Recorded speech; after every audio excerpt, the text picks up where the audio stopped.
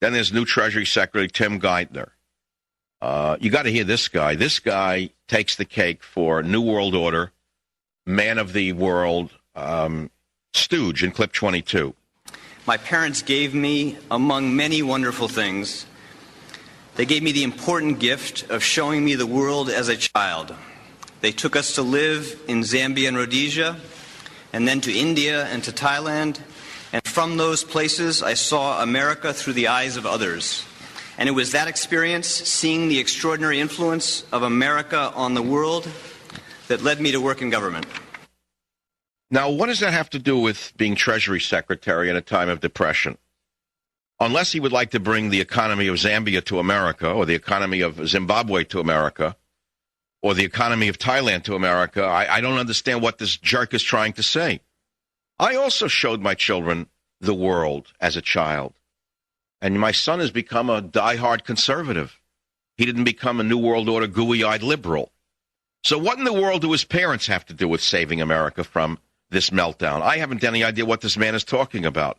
I do know this. The new Treasury Secretary, Tim Geithner, is a tax dodger. He has had to pay money to the IRS for not paying taxes, and yet that's who they put in charge of the Treasury Department. Okay? I mean, I rest my case. We have an idiot, we have a thug, we have a socialist, we have a degenerate.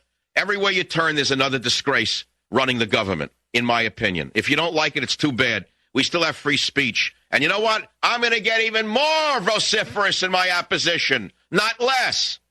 If you think I'm going to stop, you're mistaken. I'm going to get even more vociferous. I'm going to get louder. I'm going to get more insulting until such time as it's illegal. And then I'll go underground and I'll do my show on michaelsavage.com. And then let's see what the government does. What are they going to do, close down the internet? Let's see what happens when they try to stop the pornographers. Let us see what happens when they try to stop one of their primary donor bases, the pornographic industry, the porno industry. We are talking about a petty tin pot dictator who has taken over America in the minds of millions of Americans. Now, you want me to gloss this over and tell you what I don't think? I cannot do it. And when the day comes the talk radio is ended, I'll go to the internet, and I will give you my opinions on the internet if necessary until Obama bans the internet, and you liberals will then find out what we've been trying to tell you. This man may as well be a sorcerer. Now, you may say you don't care if we have a benevolent dictator as long as he's a liberal. What you don't understand is that in the beginning, liberals take on their enemies.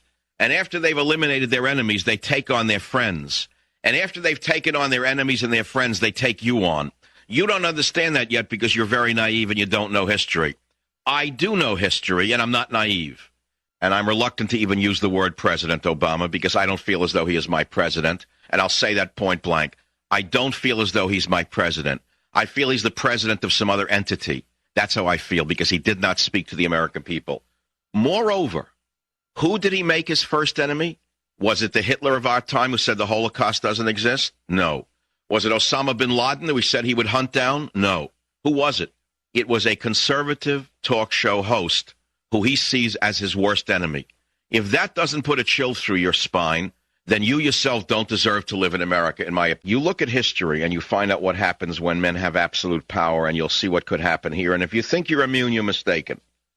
At the end of the day, once an inquisition begins, and once a government starts hunting for heresy and the affliction of free thought, there's no end to it. Look at the French Revolution. You may say, yeah, go and get those conservatives.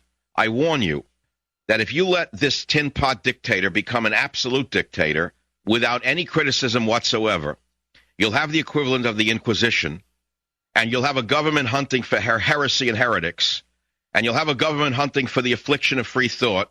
And if you are a liberal who enjoys free thought, you also will be caught in the revolution of this tin pot dictator. I'm warning you. That's what's coming. Indianapolis Lloyd, welcome to the Savage Nation. Tongue-in-cheek, I think that Obama is one of the most honest people, and I think he respects Abe Lincoln for one reason. He told all the Americans everything he was going to do to destroy this country, and by the grace of God, well, his God, whoever that might be, he's attempting to do it right out of the box. I mean, he's off to a fast start to destroy this country, and all the fools, and I know you're not supposed to use that word, but all the fools that swallowed his mantra and voted for him are in for the surprises of their lives, except for the really, truly, the socialist Marxist pigs that yes, the Saul Alinsky school of communism, which is what he's following, by the way, all of his tactics. And it's been discussed at some point in various talk shows, and I don't want to sound like a pseudo-intellectual by repeating it, but the fact of the matter is he is practicing all of the techniques of that Saul Alinsky taught the radicals in the radical schools that he taught in. And one is to get right in the face of the opposition. You understand that, I'm sure, because you sound like a man who knows what's going on. Thank you for the call. Thank you for the call. So as I say, if he should succeed in passing a so-called fairness doctrine by fiat, that is either by executive order or through an FCC stooge, I will go underground and I'll do my radio show on the Internet. And then, of course, he's going to have another problem. The reason I've been trying to build up my website, michaelsavage.com, for the last couple of years is because I may have to do this show on the Internet in the sense that I doubt very much whether the government would be willing to take on the Internet. I don't know if they'd be willing to do it. Most of the Internet is run by liberals, and I don't know whether they're ready to start controlling the Internet or not. They may be. I believe we could easily be living in a communist China-like country within 4 years if we don't stop this charlatan, tin pot dictator. San Francisco, Jerry, go ahead, please. I'm a veteran in the Air Force. I have a son in the military, and I'm kind of disappointed at the way you are sabotaging Obama before he's even started. I mean, I asked you... Well, what do you mean before he's even started? He's passed 5 executive orders. Yeah, but I mean, give him 100 days. I mean... Wait, no. I gave him 5 executive orders. I don't need 100 days. Some presidents don't do very much in a whole year.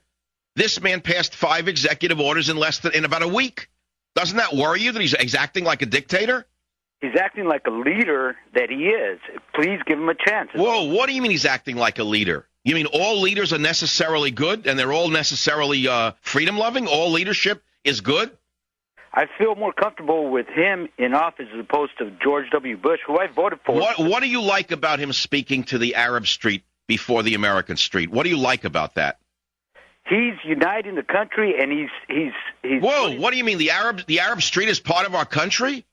He's putting out the. What Air Force did you fly in? The Russian Air Force? The Korean Air Force? What are you talking about? Don't come on with what you flew. Right now, you're flying a malarkey across the airwaves. You communist fraud, you! Don't give me this double talk that because he's only been in office 7 days, I have to get on my hands and knees. I don't want to get on my hands and knees. I'm not bowing down to this tin pot dictator. He slapped America in the face, including you. But you apparently don't even have the spine to understand that he just spit on you. I spent 4 years in my country. My son... Go there. Spend another 4 years. You know what you are? You're nothing. How's that? I spent 4 years. So what does that make you? What does that make you? Because you served in the military, you're better than everybody? I'm sick of this garbage. I've seen a lot of communists who served in the military. Let's start with John Kerry, another great hero. Another one who made up the Purple Hearts.